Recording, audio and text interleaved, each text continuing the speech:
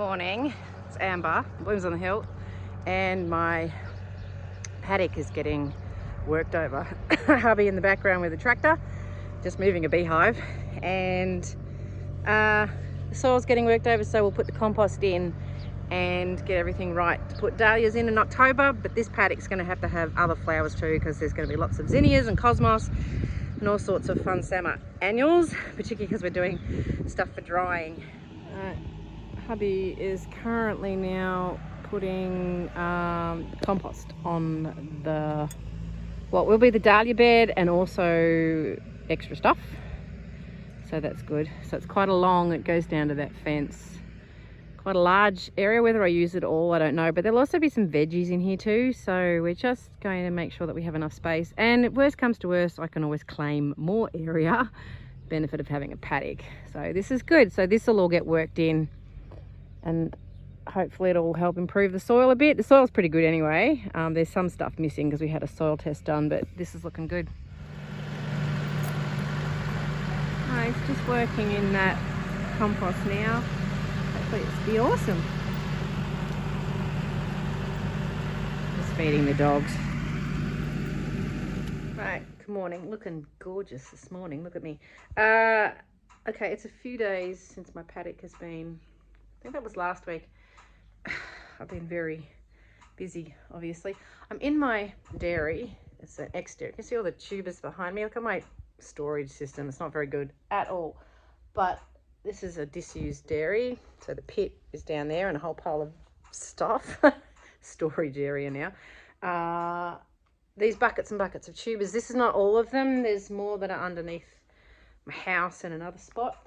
These are ones in here that ones that I particularly want to keep, some that I don't have enough of to sell or anything like that, but I'm just checking them, and I've just been having a look at some of the ones here, which are ones that were new from Florally last year. Like I have Florally Antique and a couple of others. I'm just checking whether things are still okay. Most of them are all looking pretty good. There's some here that have gone, none of my good ones, the ones that I really want to keep. Some go a little bit dry. I'll show you. In storage. This is one here. Sorry, it's a bit of an odd. This is one that I think I've only got one of. It's called White Supreme. Oh no, maybe I've got two. You can see it's got a little wrinkled. Might not be able to see so well in the light. But it's a little bit wrinkled. It's like it's going sort of dry. Often you find, and you can feel it too, it's a bit squishy. Sometimes they'll shrivel right up and then they're no good. This, you can often stick it in some water and let it, see if it can plump back up again, if it can still be all right. Sometimes you find that you get these dried ones like that and they still form a shoot. So, you know, they're still okay. If you get a shoot out of it, then it's all good. What I probably should do is add a bit of water to some of these. But you know what, my sort of attitude to dahlia tubers is I'm looking at how many I've got now. I'll show you how many is in here alone.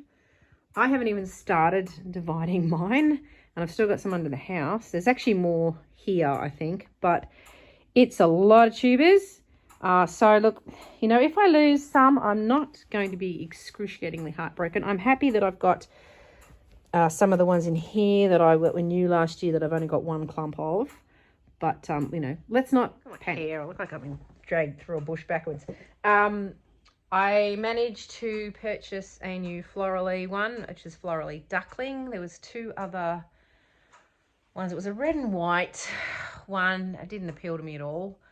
And then there was one she called Circus, and it was orange and white and red splashes, and it was that was cool, but certainly not one I would use in arrangements at all. I think it was just kind of a novelty sort of one, so I wasn't rushing to get that. I was glad I got the Duckling. It's a really nice softer yellow, not a bright yellow, but softer yellowy, apricot-y. Apparently it does really well, and produces lots of flowers and good for cutting. So that's kind of what I was thinking there. I actually might hop back on her site and purchase Florally Kindness, which I bought, I don't think it was last season. I'm like, it might have been the season before. And one of the plants died last season, didn't come through, and then I only had one last season.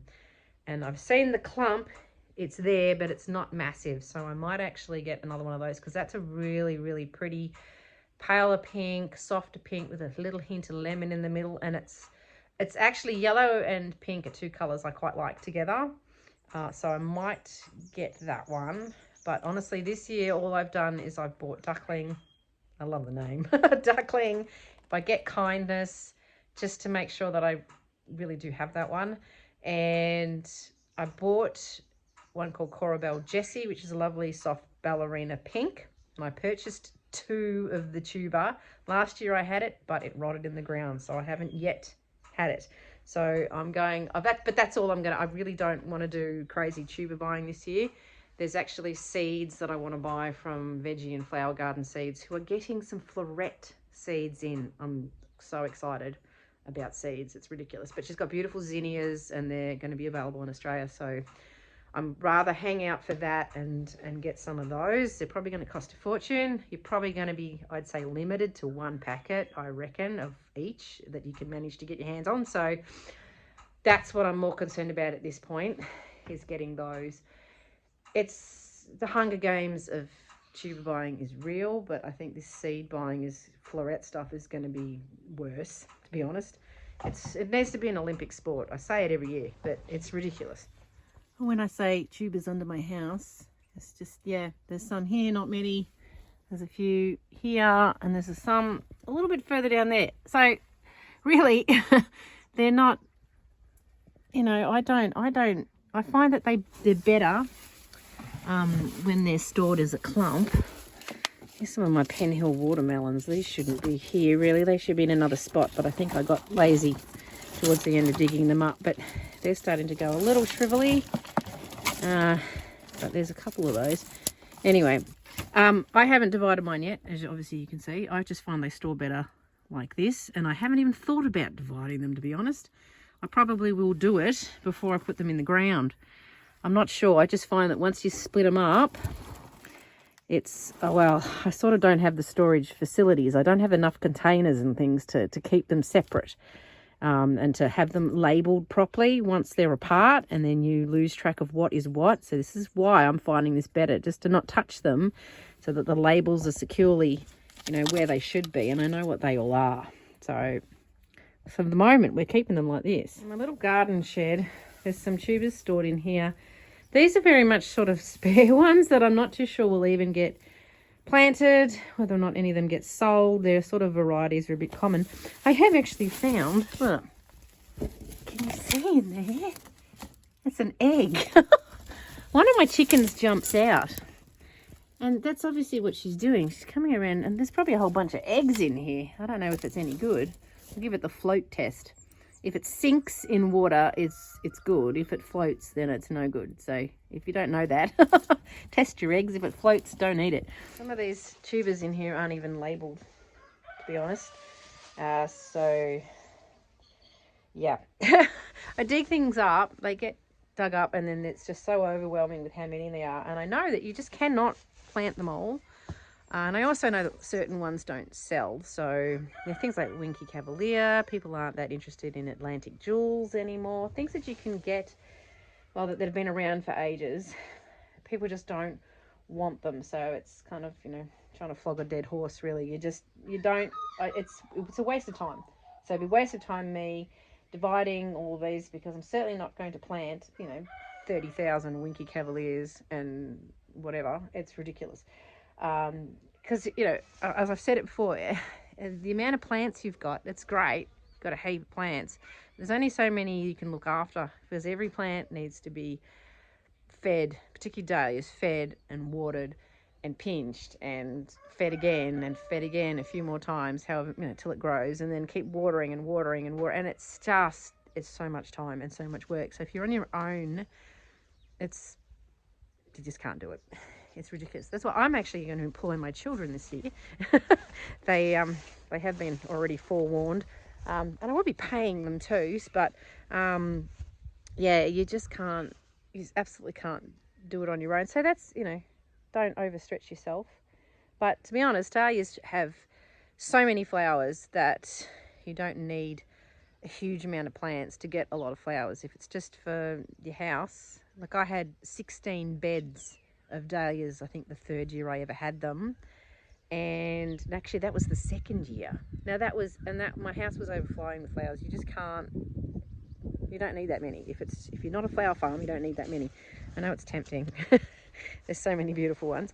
Anyway, I'll just quickly show you what I've done within the last week. At the moment I'm still sowing a few more seeds, frantically waiting for these floret ones to be available. And just keeping on top of a little bit of weeding.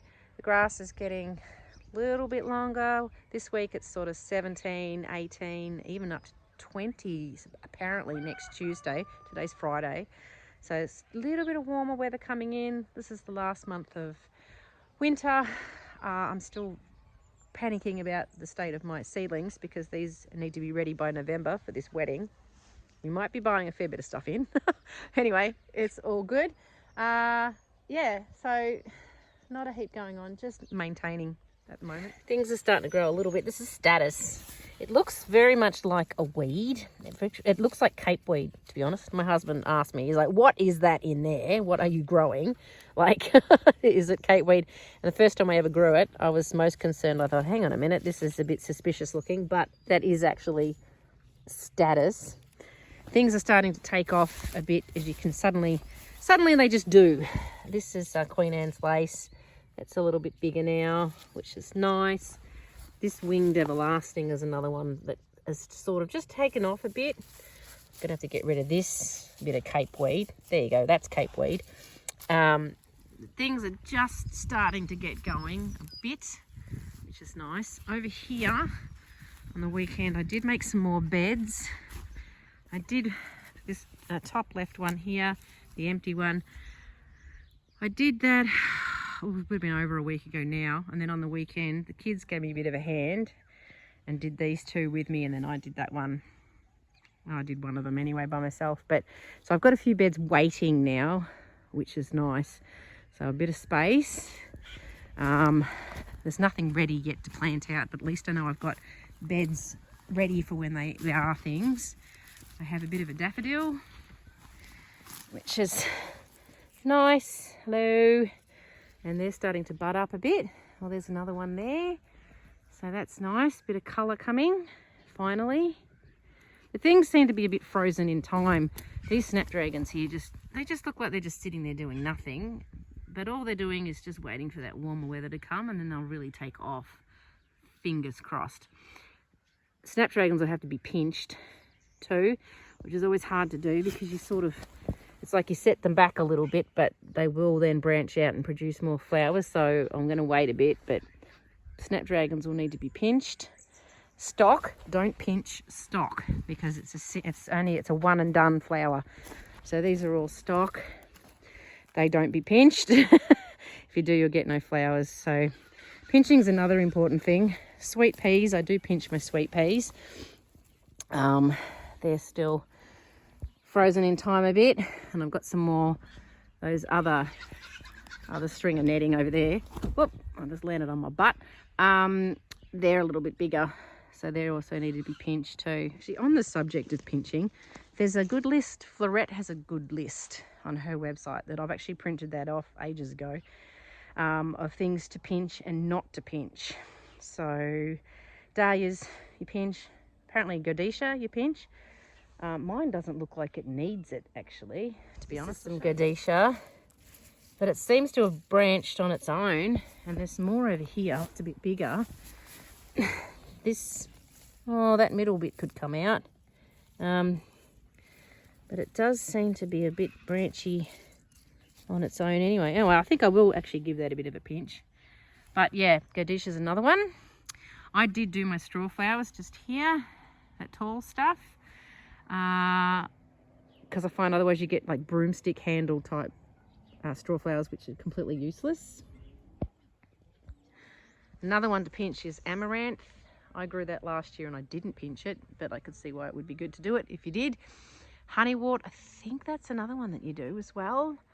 And celosia, yes, you do pinch, but not the Bombay ones, which I actually looked that up yesterday. Which one are the Bombay ones? And they're ones that have like sort of like a fan, like the top of the flower will be like the shape of my hand, but it's sort of a little bit wavy, and it's a funny little triangle-y fanny shape. So look them up and have a look at the picture.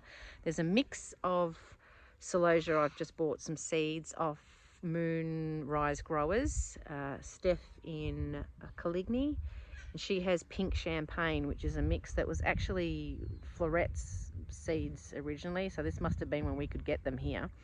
It's a beautiful, very wedding-y shade colour, mix of celosias, and there's that fanny shape, the Bombay one, is in amongst that mix, so I'm not going to pinch any of that lot, just in case I happen to pinch a Bombay one. So once you cut off them, then they will start naturally branching, but you do just miss out on the branching earlier on and lots of flowers earlier on. So you know, that's it. I just can't do much about it, otherwise I might end up pinching the wrong ones. And I'd like to see those Bombay ones. They're really quite unusual and really pretty. Cornflowers are growing a bit, and the one thing I've noticed is that the bees are back. There is a bee just in there, you see him?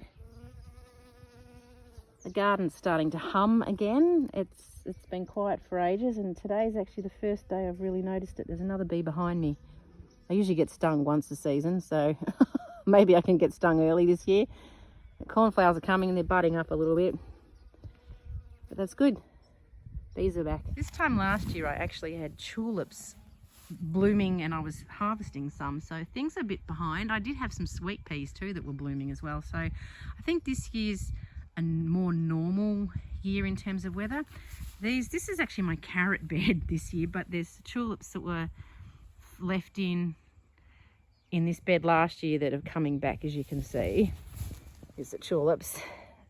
When I harvested this bed last year, I actually pulled the tulips out by the bowl so that you get a longer stem, but obviously some didn't come up, or some were forgotten, or whatever happened, so they're just gonna do their thing this year, which is good. But I think it's definitely, I'm panicking a bit because everything's still small. But I think this is more, yeah, definitely a more normal year. See, this is a sweet pea that's getting a bit more of a jump, which is nice. But last year everything was just so early.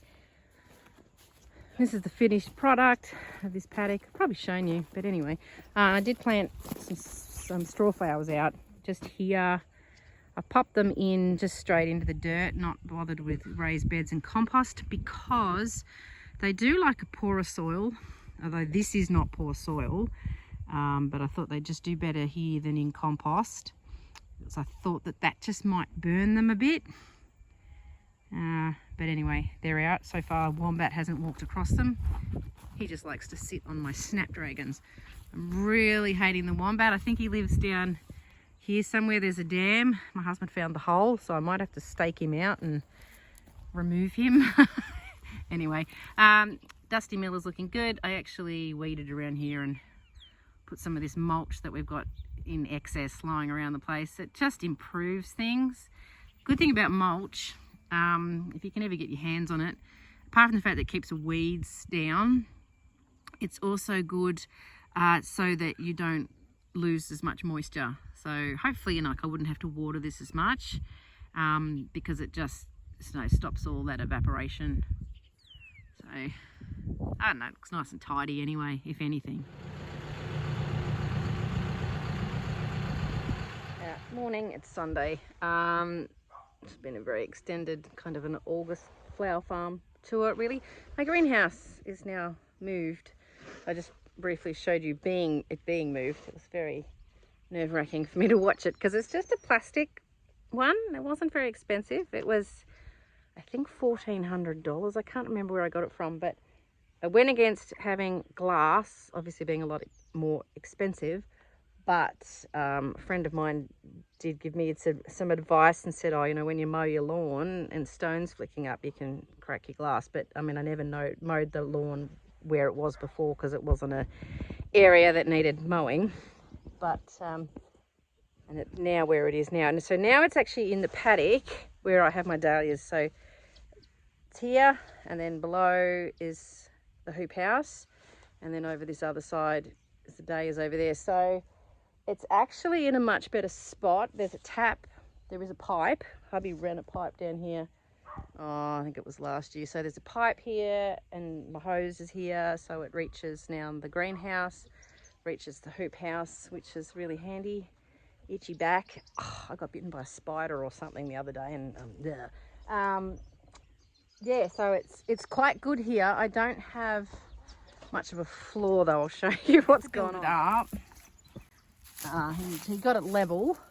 That means that it's much higher at this side, but he's built it up, and he did move. He just picked the whole thing up with this base. This is a timber base here that he made when it was over in the other spot.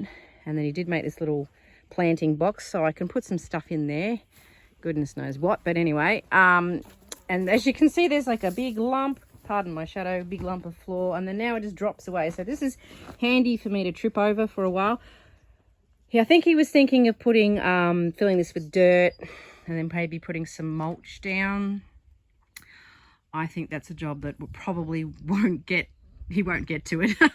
Thinking. So at the moment, this is way higher. These shelves are the same as what it was before, because that's all connected to these 4 posts on the inside. He put the 4 posts there and they're into the ground, but that's to stop the thing from blowing away. So there's actual plastic bits attached to those posts. So now it's really high. It's actually boob height now, but I'm very short, so it's yeah, it's not really convenient where it is, but that's cool. And then the floor's all uneven, but I've just whacked a bit in here. So anyway, it'll work like this. It's not a big deal. All right, so see, it's pretty high on me now, but that's okay. But it's actually in a much better place. It's really handy to the garden and with the hoop house there and everything. This direction out the door is north facing. So over where my plant's out, they're facing east. Behind me is the orchard where the chickens are in there, and the fruit trees. So they're all deciduous. So late winter and early spring, there's no shading from those trees because there's no leaves. So that's great. And then summer, so much it doesn't matter because, well, we don't generally use the greenhouse in summer. Way too hot, nothing growing. Except early summer I do start my biennials, so you